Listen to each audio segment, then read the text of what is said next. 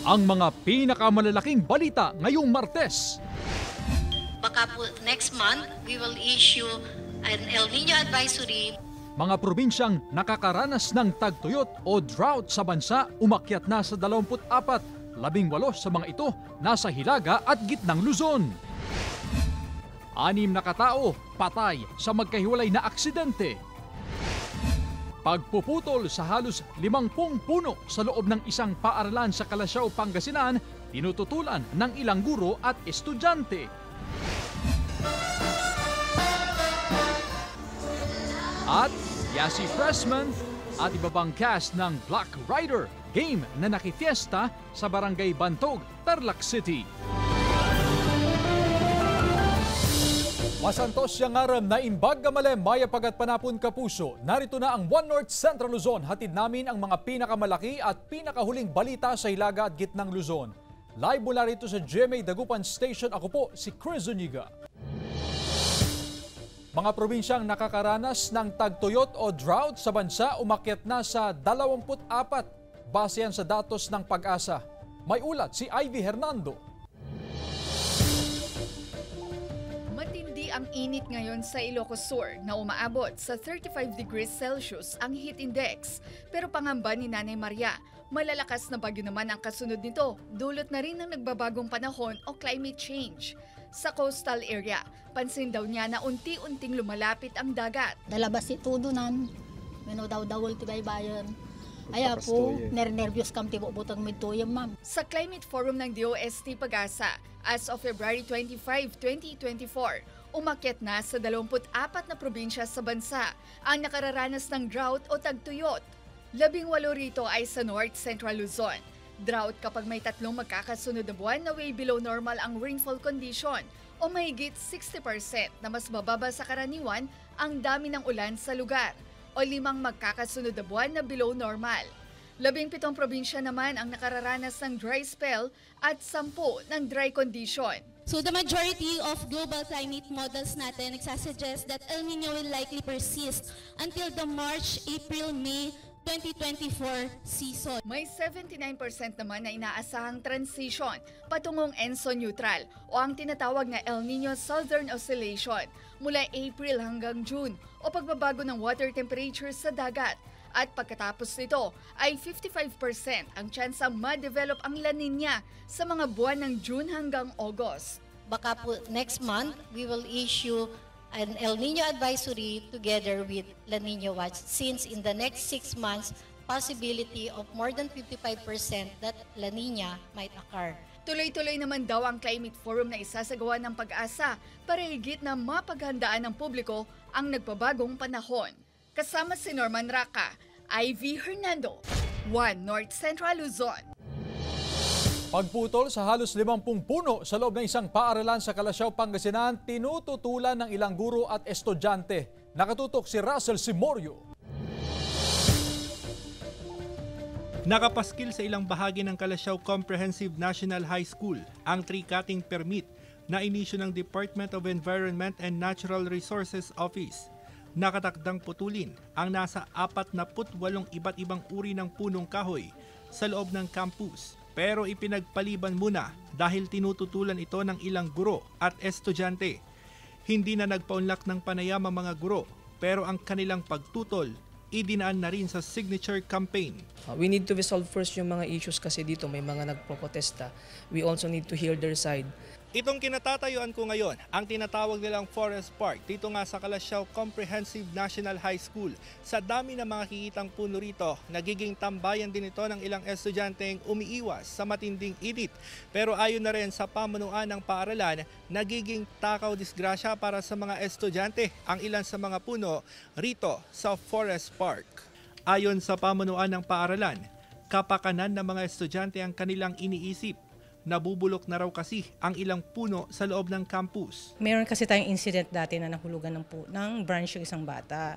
So napag-usapan na dahil sa marami nang nabubulok. Hati ang opinyon ng mga estudyante sa planong pagpuputol sa mga puno. Matagal na po dyan, just nature po yan eh. Tas pag pinutol po yan, parang papangit po yung nature dyan. Kasi kailangan po putulin para wala pong madisgrasya na mga estudyante. Nakatakdang magsagawa ng reassessment ang DENR para malaman ang mga partikular na puno na kailangan na talagang putulin. Kasama si Daryl Peralta, Russell Simorio, One North Central Luzon. Pasintabi po, nangamoy ang ilang lugar sa Barangay Pantal, Dagupan City matapos hindi makolekta ang kanilang basura sa halos 2 linggo. Yan ang tinutukan live ni Claire Lacanilaw. Claire? Chris, puspusan ng isinasagawang segregation sa temporary MRF ng barangay dahil karamihan sa mga basurang nakokolekta sa mga kabahayan ay hindi segregated. Problema ng ilang residente ang halos 2 linggo nang hindi pa nakokolekta ng mga basura sa Barangay Pantal, Dagupan City. Nagdudulot na raw na masangsang na amoy ang mga basura. Minsan inaano ng mga aso. Kaya problema nila. Opo, hindi pa nga po naipon na Ayon sa Barangay Council, hindi raw nakokolekta ang mga basura dahil sa maigpit na implementasyon ng No Segregation, No Collection Policy. Ang ginagawa ng barangay, kinokolekta ang mga basura, sinesegregate sa kadadalhin sa dump site. Nag-ikot din ng mga opisyal sa mga kabahayan upang ipaalalang waste segregation. Makikita sa temporary MRF na inilagay ng barangay ang puspusang pagsasagawa ng segregation ng mga garbage collector sa mga nakolektang basura sa mga kabahayan. Tiniyak naman ng barangay ang tuloy-tuloy na pangongolekta ng basura at saka abisuhan ang mga residente ukol sa implementasyon ng No Segregation, No Collection Policy. Ayon sa Waste Management Division, pinulong na ang lahat ng barangay at SK officials ukol sa maigpit na implementasyon ng No Segregation, No Collection Policy. Nagpapatupad din sila ng No Segregation, No Entry sa dump site.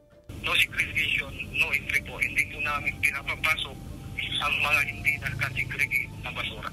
Pagkatapos namin sa barangay po bababa kami ulit. Sa household level naman po, tututukan natin yung mga bahay-bahay po para mag-segregate. Chris, para sa maayos na implementasyon ng proper waste segregation ay patuloy ang pag-iikot ng barangay upang mangolekta ng basura at aabisuhan ang mga residente ukol sa proper waste segregation. Patuloy naman ang pag-iikot ng city government sa mga barangay maging sa mga business establishment para sa maigting na implementasyon ng No Segregation, No Collection Policy. Target ng city government ang segregation o 80% segregation sa mga basura upang kahit papaano ay masolusyonan ang problema sa basura. Panawagan naman sa publiko o panawagan ng otoridad sa publiko na maging responsable sa pagtatapon ng basura at panatilihin ang proper waste segregation. Chris. Maraming salamat, Claire Lacanilaw.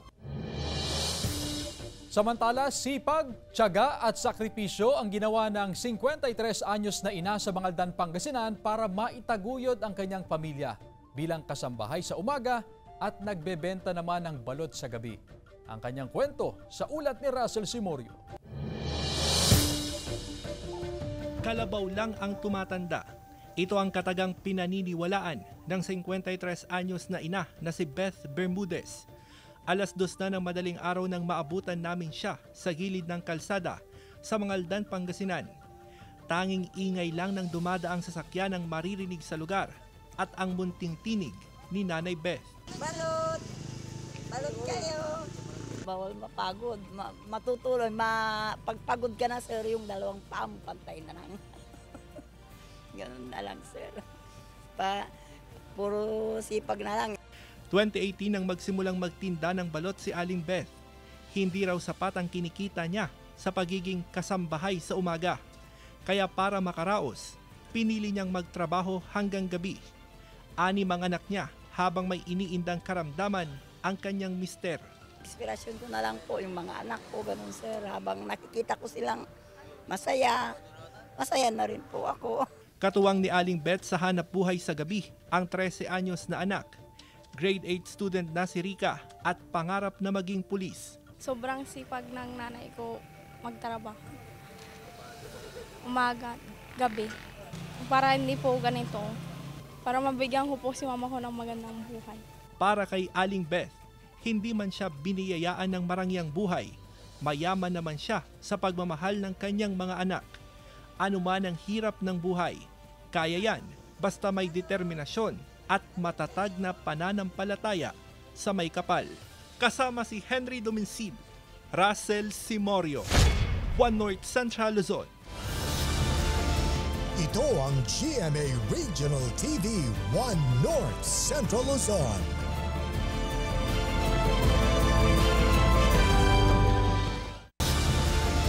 Ito ang GMA Regional TV One North Central Luzon.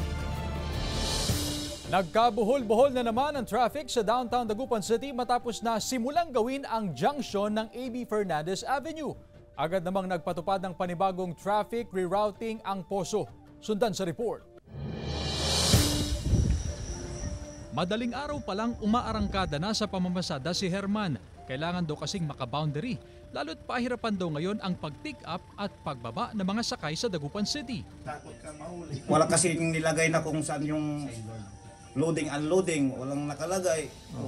Tapos pag nakatapat ka ngayon doon sa may, lalo na sa West Central, kahit nandun ka na sa mismong bus stop, sige pa rin, kaaway pa rin. Anong gagawin na namin? May oil price rollback ngayong araw na 90 centavos sa diesel at 70 centavos naman kada litro sa gasolina. Pero hindi ito pansin ng mga tsuper. Hindi na raw nila masyadong iniinda ang dagdag bawas sa presyo ng produktong petrolyo, lalo't nagbabago naman daw ito linggo-linggo. Ang higit daw na problema nila, ang traffic sa Dagupan City. Ito ang panibagong kalbaryo nila. Binungkal na kasi ang kalsada sa junction ng A.B. Fernandez Avenue. Aminadong Public Order and Safety Office na nagdulot ito ng buhol-buhol na traffic. Una pa lang naisip na namin ng problema yan kasi intersection yan eh. Sisimintuin mo yan. Doon lahat ang bottleneck namin. Kaya kapon, napag-aralan namin, daan ulit lahat sila sa PNR. Marami pa rin ang nalilito sa bagong traffic rerouting scheme. Kailangan kasing mag-U-turn ng mga pribadong sasakyan para maiwasan ang ginagawang daan, habang ang mga PUV na biyaheng mga Dan, San Fabian at Manawag diverted na sa PNR site. Tiyaga lang para gumanda. Ginagawa nga po. Pero tingin ko naman po okay naman po dahil tumaas para sa mga baha. Abiso pa ng Poso, asahan ang mayat-mayang pagbabago sa traffic route dahil sa patuloy na road at drainage construction. Patay naman ang 3 katao matapos na salpukin ng van ang 2 kasalubong na motorsiklo sa San Ildefonso, Ilocos Sur. Tutukan sa report ni Ivy Hernando. Sa CCTV footage, kita pa ang pagdaan ng mga nakamotorsiklo. Pero pagdating sa tulay ng San Ildefonso, Ilocos Sur, dito na sila sinalpok ng kasalubong na van. Ayon sa PNP, umagaw ng linya ang van sa halip na lumiko sa pakurbadang kalsada. Sa pulang 2 motorsiklo na nagresulta sa pagkasawi ng 3 katao na sila Mark Joffer Tamayo, driver at angkas nitong si Rodel Palakpak, at Gian Domingo na driver din ng isa pang motorsiklo. Critical naman ang driver ng SUV at sugatan ng 4 nitong sakay matapos pa itong sumalpok sa tulay at masunog. Ayon pa sa PNP, galing sa inuman ang mga sakay ng van at motorsiklo.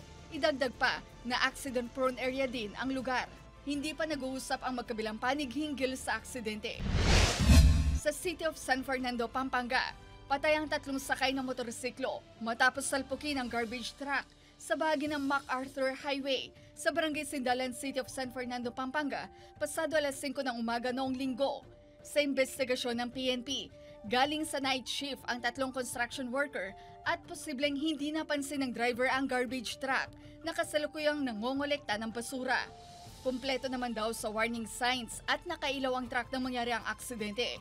Kaya paalala ng autoridad, huwag piliting magmaneho kung pagod at iwasang mag-overloading nang makaiwas sa aksidente. Ivy Hernando, One North Central Luzon. Dismayado ang ilang magsasaka sa Mangaldan, Pangasinan dahil sa biglaang pagbaba ng buying price ng palay. Mula sa 32 pesos kada kilo noong nakaraang linggo, bumagsak ito sa 27 pesos. Malaking bawas ito sa inaasahang kita ng mga magsasaka sa gitna ng epekto ng nararanasang El Nino.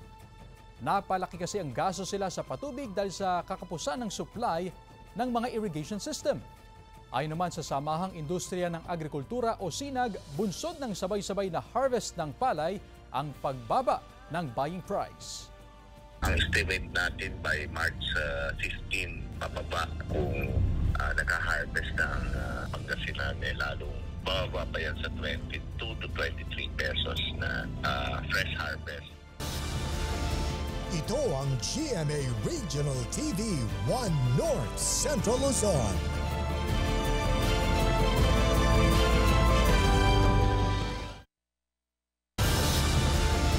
Ito ang GMA Regional TV 1 North Central Luzon. Pagpapalawig sa benepisyo ng Centenarian Act ikinatuwa ng ilang senior citizens sa Ilocos Norte at Pangasinan. Sundan sa ulat ni Gab De Luna.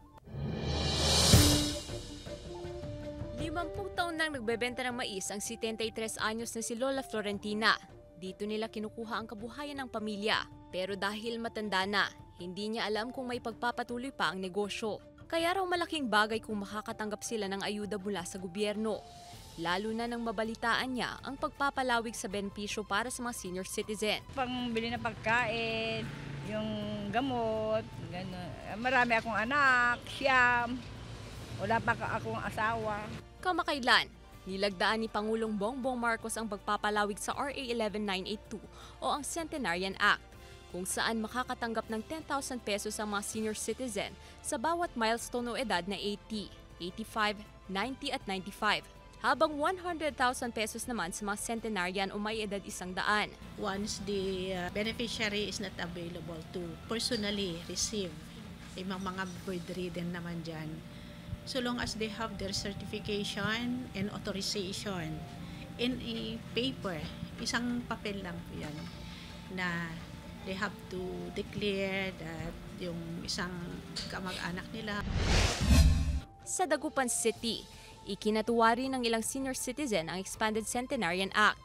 Malaking tulong daw ito sa kanilang gastusin sa pangangailangan, tulad ng gamot at pagkain. Very appreciated yun, para sa akin, ang opinion ko, tama-tama yung bagay na yun dahil wala kaming hanap buhay na permanente. Gab De Luna, 1 North Central Luzon. Patuloy ang demolisyon ng LGU sa mga iligal na istruktura na itinayo sa tabing dagat sa Dagupan City. Sundan sa ulat ni Russell Simorio. Pinagbabaklas ng City Engineering Office ang mga iligal na istruktura na itinayo sa tabing dagat sa bahagi ng Barangay Bunuan, Binloc, Dagupan City. Pinaparentahan at tinitirhan umano ng ilan ang mga itinayong shanties sa lugar.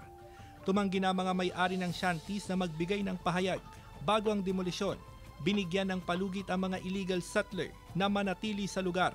Hindi na muna nagbigay ng pahayag ang City Engineering Office. Classified daw na foreshore o public domain ng lupang nasa tabing dagat at hindi rin ito ibinebenta. That part of the shore adjacent to the sea which is alternately covered and uncovered by the flow of tide. Ayun po, pag low tide, kunin mo yung average, high tide, kunin mo yung average. Yun po yung tinatawag nating foreshore area. Mahigit 50 illegal structures pa na itinayo sa tabing dagat ang nakatakdang baklasin ng otoridad. Maghihigpit ng monitoring ang barangay council para wala nang magtatayo ng illegal na istruktura sa lugar. Magro-ronda po sila doon strictly sa Bay Area para wala na pong informal settlers na magtatayo doon. Plano ng lokal na pamahalaan na gawing tourist spot ang lugar sa pamamagitan ng mga development project. Kasama si Henry Domincil, Russell Simorio, 1 North Central Luzon. Nagsagawa ng blessing sa mga stall kasabay ng pagbubukas ng Session Road in Bloom na bahagi pa rin ng Panagbanga Festival 2024 sa Baguio City. Tampok dito ang iba't ibang produkto gaya ng paintings na likha ng local artists, libro para sa mga bookworm, souvenirs at pagkain. Masisilayan din dito ang mga open-air concerts at performances. Magtatagal ang Session Road in Bloom hanggang March 3, 2024. Meron pa tayong Session Road in Bloom, so nakasara pa ho yung ating Session Road. Of course, that would eventually result to traffic pa rin. Pero it's part of the celebration kasi yan eh. Narito na ang Ratsyada Balita. Pumataw sa Zumba at sumabak sa fun run na aabot sa 500 mga kabataan at pulis sa isinagawang kabataan kontra droga at terorismo sa City of Ilagan sa Isabela. Bukod sa aktibidad, sumailalim din sa anti-criminality at anti-drug abuse seminar ang mga kabataan. Layon daw ng PNP na maging proactive pagdating sa posibleng masamang dulot ng ilegal na droga kapag naaabuso ng mga kabataan. Sa softball at baseball, magtatagisan ng mahigit 600 atleta kasama ang kanilang coaches mula sa Region 1, 2, 3 at 4 sa North Luzon Regional Championships na ginaganap sa Luwag City, Ilocos Norte. Malaki raw ang potensyal ng Pilipinas sa mga ganitong sporting event, lalo't kilalang mabibilis ang mga Filipino athlete. Magtatagal hanggang March 3 ang kompetisyon at sasabak sa National Softball and Baseball League ang mananalo. Isa sa ilalim sa training, ang ilang piling karpintero at mason ng ilang contractors sa lalawigan sa tulong ng Ecomos Philippines, isang international NGO na nangangasiwa at nangangalaga sa cultural heritage places. Bahagi ito ng hakbang ng LGU para sa restoration process ng mga century-old structures at mga makasaysayang gusali sa Vigan City. Sa Marso, inaasang sisimula ang training, lalo't masela ng prosesong ito kaya kailangan ng mga skilled worker. Gab De Luna, 1 North Central Luzon. Mga kapuso, sa sports, wagi ang defending champion na Letran Squires laban sa EAC Brigaders sa score na 83-69 sa pagpapatuloy ng NCAA Season 99 Juniors Basketball Tournament. Three-way tie ngayon sa first place ang Letran, University of Perpetual Health System Dalta at Mapua University. Upset victory ang naitala ng Mapua Red Robins matapos habulin ang Perpetual Junior Altas at magwagi 72-71. Panalo rin ang San Sebastian Staglets laban sa Arellano Braves. Naibuslo naman ng LPU Junior Pirates ang una nilang panalo laban sa San Beda Red Cubs. At wagi rin ang Binil Greenies laban sa JRU Light Bombers. Tuloy naman ang bakbakan sa court sa NCAA Season 99 Juniors Basketball Tournament. Ito ang GMA Regional TV 1 North Central Luzon.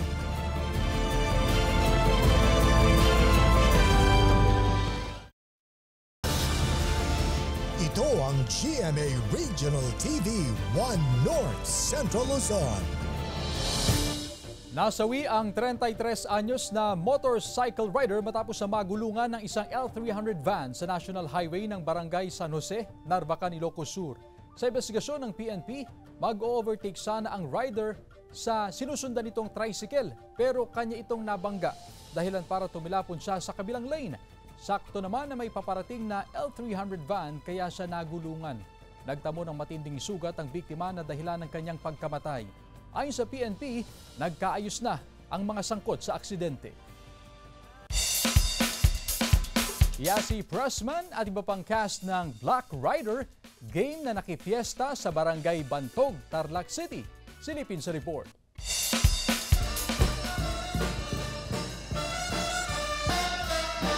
Sa tugtugin pa lang ng banda, buhay na buhay ang kapistahan ng Barangay Bantog sa lungsod ng Tarlac.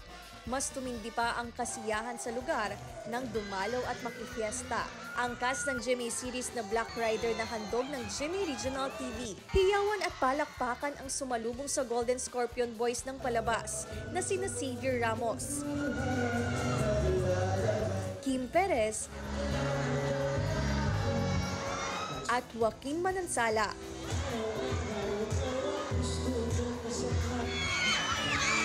Game na game namang nakijam ang fans ni Kapuso actress Yasi Pressman.